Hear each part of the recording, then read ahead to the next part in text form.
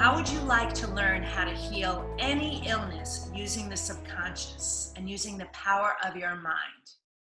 Hey there, it's Diane Forster, and welcome to I Have Today, the show that inspires, educates, and empowers you through life's transitions. And each week on this show, I bring on the coolest, most amazing experts, authors, CEOs, entrepreneurs, and truly life changers who've gone through their own reinventions in life and have come out on the other side successful. And they come on this show to share their stories with us. And today, I am very excited about my new friend and guest, Aaron Gendle. Hey, Aaron, how are you? Hey, Diane. Hey, thanks so much for having me on the show. Well, I'm so excited. And you guys out there listening and watching, you're going to want to stick around for this show. Stay till the end because Aaron's story is amazing, what he's done and how he's used the pain that he's experienced in his life to really empower him. And now he's using it to serve others. So he's taken his pain and it created his purpose. And the way he did it and what he's doing now is really having a profound effect on the world, which you know what I Have Today we absolutely love. And so we're going to share some information about him, his story, how he did it, and then we're going to get into 3 tips on how you can really use the mind to heal your body. And then Aaron and I are both going to offer you a very powerful gift at the end. So please stick around all the way to the end. All right. So the theme for today's show, again, is healing illness with the subconscious. So the subconscious, as we know, represents 90 to 95% of what's going on. It's really the driver in your life that's running your life. We're really only 5 to 10% consciously aware of what's going on. So there's a whole lot of power and programming that's going on there. But once you understand this and you use this to its full capacity and you really take control of that, magic can really start to happen in your life. So we want to focus on that. And then the intention statement for this week is I have today to heal my body with my mind. So write that down, anchor it in, put it on Post-it notes, set alarms for it, use it as your screensaver. I have today to heal my body with my mind. All right. So Aaron, I'm going to share with the audience a little bit about you and who you are before we let you share your story with us. So Aaron Gendle is a best-selling author of Conquest, 10 Simple Steps to Conquer Life and Leave a Lasting Legacy. He founded Write a Book University, where he helps others tell their story and leave their legacy by writing a book.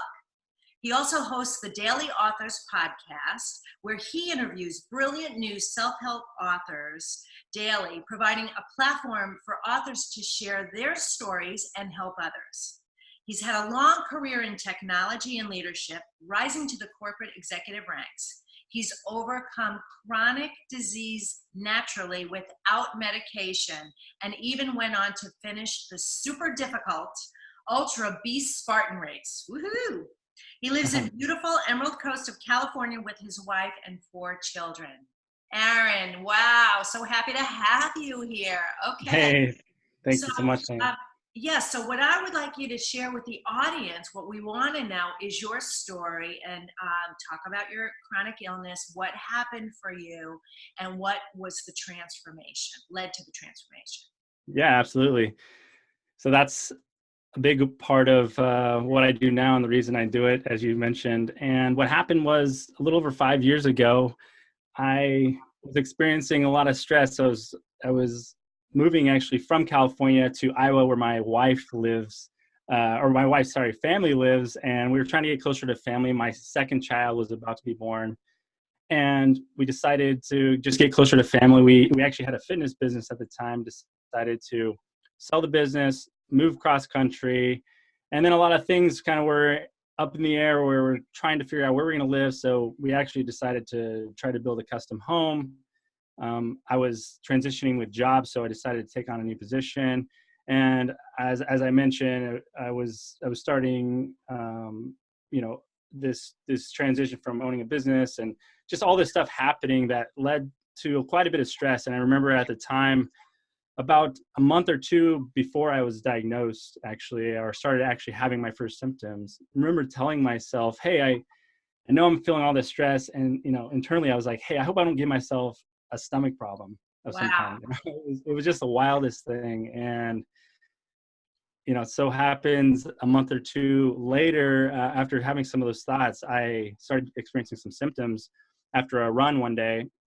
And it took about a month before I actually went to the doctor, because I was like, maybe this thing will go away, and it didn't. And I went to the doctors. They just kind of gave me some preliminary, they had told me that I had an infection somewhere, and they couldn't tell me much. So the symptoms I was experiencing, though, is I'm very much a go figure it out kind of person. And so with, Google and all the blogs and information we have nowadays, I started to just self-diagnose what was going on. And it led me to the conclusion I had an irritable bowel disease of some kind, Right. which I didn't really want to believe, but I did end up getting diagnosed with that after some other testing. But I wasn't waiting, right? I wasn't waiting to even hear that. I actually started taking some steps and found a doctor by the name of Dr. Mark Hyman. He's pretty popular. Others, I'm sure, who are listening might have heard of him. And he had a very simple process, a detox process that I went through, and also a process to eat and be healthy after that. And in combination with some other forms, I did a bunch of juicing. I changed the way I was eating, and then also just how I was managing my stress, which was really, I think, a big key. As we talk about the theme here, I think that the mindset shift that had to take place along the journey to just believing that it was even possible to do, and then also just taking the steps to relieve that stress in my life, or think different thoughts, essentially, instead of some of the limiting thoughts I was thinking, to overcome disease. And within 3 months of starting the plan that I had put in place, I was actually totally symptom free, and went into the doctor's office that very first visit after being diagnosed. And I told him that, and he couldn't believe it. And he said, "Whatever you're doing, keep it up." And now it's been 5 years since, and been symptom free pretty much ever since. That's such a powerful story. And I really hope that the audience out there, you're getting the magnitude of this. Like, you stepped into action and empowered yourself right away and said, what can I do to make this change? Right? So powerful. Yeah. And see how fast you can heal yourself. People think, oh, and I love this, Aaron, because you know what? I had an amazing doctor who told me I was never going to be able to have children, and so doctors are amazing. They're so talented, but they're basing everything on what their past experience has been, what they know up into that, based on research, based on statistics, right? They have no idea and understanding of the true willpower. So I love that your doctor saw that, couldn't believe it, and said, keep doing what you're doing. So you took control and empowered yourself. That is great. So what was the most challenging thing that you experienced? I think the most challenging part of it was just actually diving deeper into research, and you just hear kind of all the horror stories. Like, for people who don't know about Crohn's, is what I was diagnosed with. I mean, it can be very debilitating. At my worst, I was waking up feeling like I had the flu every single day. I couldn't, I just couldn't function. And I had, like I said, my second child about to be born. I had a family I had to take care of, and it really scared me to think, hey, I might not be able to. And I knew the drugs that were being prescribed they could be very harmful. They were immune suppressants. So if you actually do get sick with something else, some kind of other infection, it can be very, very, just going to end up in a bad place. So I think just believing that it was possible to do without medication was, without, ignoring what other people were saying and seeing online, and finding those little nuggets of gold that were out there for people that actually, the very, very small percentage of people that actually took different steps than the prescribed medicine out there. Mm-hmm. Yes, it's so true, to be able to have the strength to stay positive, stay on track when you're in the midst of all that stress and chaos and life. I say this to my clients all the time when I'm onboarding somebody. it's easy when you're in the flow to be making these changes, but what happens when life throws you those curveballs? Are you going to be able to stay committed to what it is you want? Because that's where the strength, that's where the rubber meets the road, right? So Absolutely. you were able to do that. Okay, so now here we are 5 years later, and tell the audience how you're, using this experience to be really living your purpose. All right. So yeah, the process grew organically, and it really became a thing of wanting to help my family initially, where uh, Crohn's, they might say, is actually something that can be genetic. And as I started thinking about my kids and my family later on, I was like, I couldn't not record and document the process that I undertook, and not only the steps that I took to change my diet and all the other things I did physically, but the mindset shifts that took place. The fear that I had to overcome, the belief that I had to have, the passion that I had to commit and stay committed to see it through, because I didn't get results right away. So all that stuff I really just wanted to document for my family, for my kids, that if they were ever to overcome to have this happen to them or anything similar, just to understand what had happened to me and how I got through it. And in the process, I said, hey, I might as well write a book about it, Mm. and I might as well share that book with as many people as I can to help as many people as I can. And so it led me down that journey to just really start to consider my legacy and what I was leaving behind. And I came across a quote in my research while I was writing, and it's by Ben Franklin. He says, if you would not be forgotten as soon as you're dead and rotten, then either write something worth reading or do something worth writing about. And that quote's just really hung on and stuck with me. And I'd like to combine the two. I try to do big things and also write books, and just really be as impactful as I can while I'm here for everybody. And wanting then created a desire to help me to help others leave their legacy, because I know I'm only one person, and I know there's so many stories, and I interview authors every single day, like you mentioned, and it's just, my mission is really to help them get their books out there and share their stories, and kind of get over the fear that believing they aren't an author or they're not a writer, all these myths that I believe that, and fears that come into people's minds when they think about writing a book. And so that's how it became my purpose and what I do now. I love that story. And you're helping so many people share their story too, and overcome their fears, believe they can do it. It's, you can't see the end destination. You can only trust and believe that it's there. That takes a lot of strength for people, because so many of us are programmed to think, I can't do this. It's just limited. Yeah. I can't do this. I can't get there. And what if? And the what if is, what if something negative? But what if you turn it, what if this is possible? What if this is better than I even imagine it could be? And all those subtle shifts really empower people. And when they see and hear other people's stories, they say, if he can do it, I can do it too. So yeah, absolutely. Thank you for sharing that. Now, I want to ask you a question I ask all my guests. How do you live the I Have Today way, which is intentionally with passion and purpose? Yeah, so there's probably a couple ways, but one that really came to mind, and something I do every single day, because I drive my kids to school, and trying to just instill in these things that I've learned kind of later in life that I'm hoping will help them as they're young. My kids are 1 to 7 years old, but as I drive them to school, I start to ask them particular questions. We do some positive affirmations, but at the end, before I drop them off, I always ask them, hey, what are you grateful for today? At least one thing, and I think it's just a great reminder for myself, and as well, because I'm right there, doing it with them. But I think a lot of times it's so great to go for big things, and I'm all about like believing that big things are possible and just going for that thing that you're really passionate about.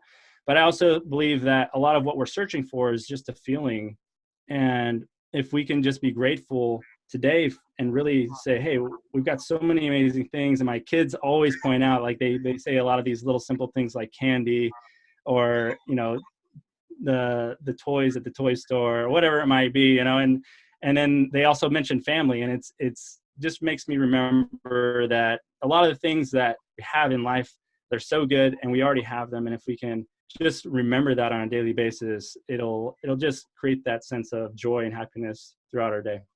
Well said. Well said. I agree. Totally. When you appreciate what you have and you're grateful for what you have, nothing else outside has to change. The circumstances, the situation, living in that gratitude is, and being present with it is so important. So, and you're living it that way. All right.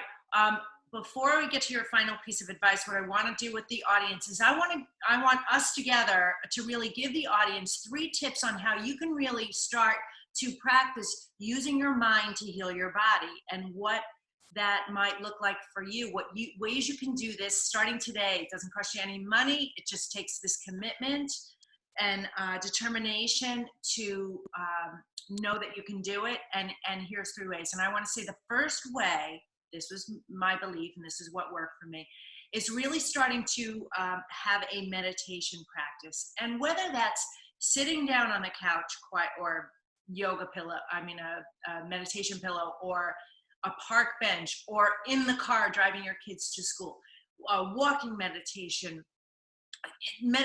in the shower, whatever that is, to really go to a state where you can really quiet your mind and allow your mind to stop that programming, that stressful programming that it's running on, which is manifesting into the diseases. That is literally the process of what's happening. Is the stress is settling in certain parts of your body. And it's interesting, you had Crohn's disease, because I had diverticulitis a lot, and I had part of my colon removed.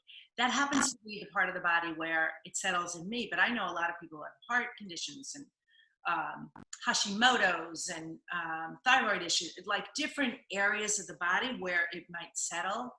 But yeah, meditation is the best gift that you can give yourself to start quieting that mind, stopping the stress, and allowing your central nervous system to calm down too.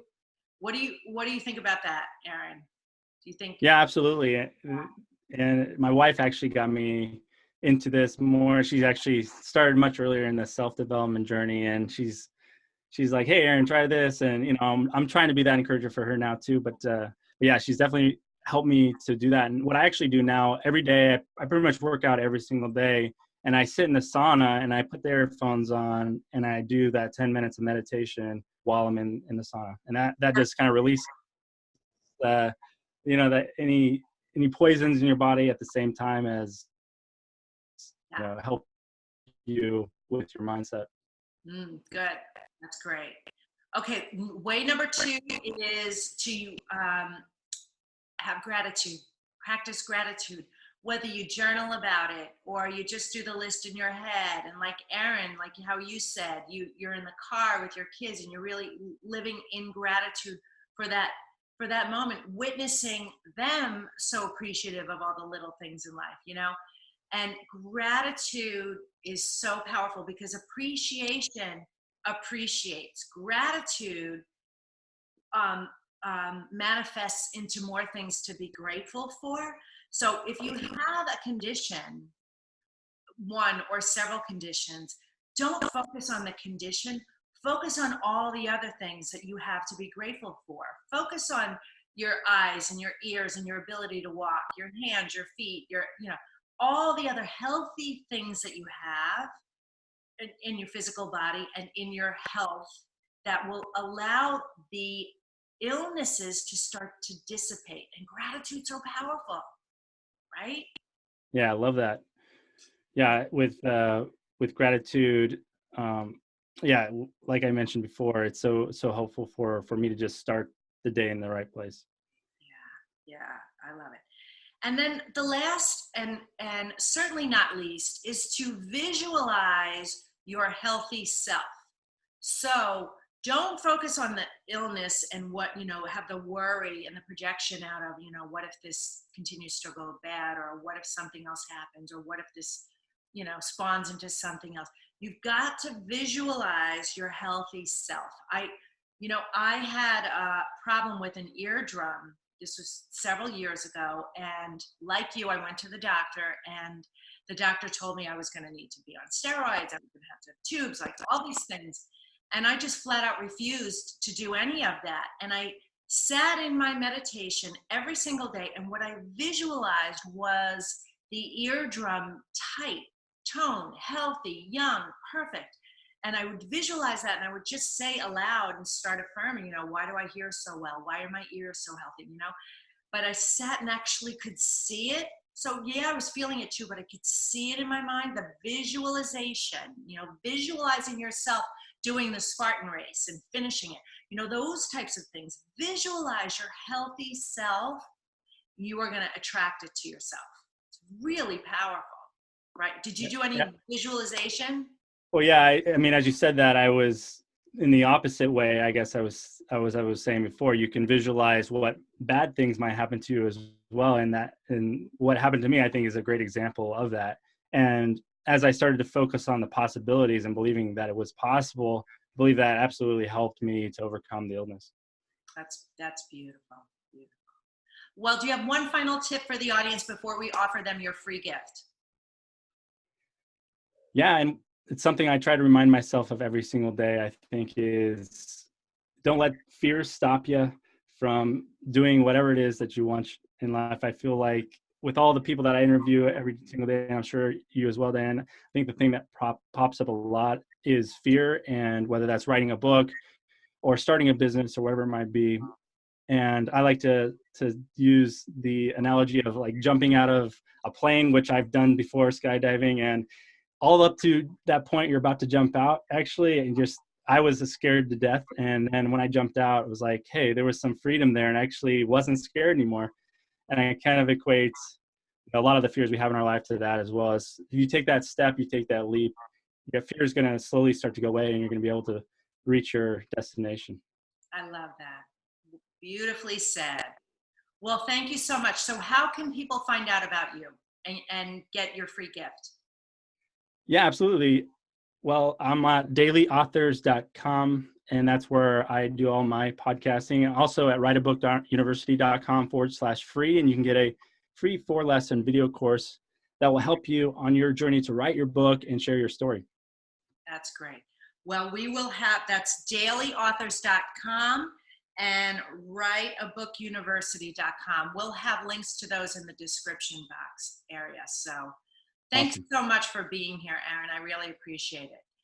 And then for the audience, what I want to offer you is another free gift too. I really am a master at language. That was the piece that I discovered in my law of attraction journey and process that was missing. So what I have for you is 3 tips to get everything you want that you can find at DianeForster.com/3 and the word tips, 3 tips, DianeForster.com/3 tips. And that's going to help you with your language. So to stop those, negative thoughts from coming out of your mouth, those, negative expressions that you might not even catch yourself saying, and replace them with more empowering phrases and words that are going to allow you to literally start attracting anything and everything that you want into your life, including amazing health. So, all right, well, that's it for this week's episode of I Have Today. If you are new to this channel, please subscribe and hit the bell so you're alerted of new episodes. You can also find the podcast at I Have Today with Diane Forster on all streaming platforms out there, and then follow us on social media at Diane Forster Official. It's been our privilege to be here. Thanks, Aaron, and we'll see you next time at I Have Today. Take care. Bye-bye.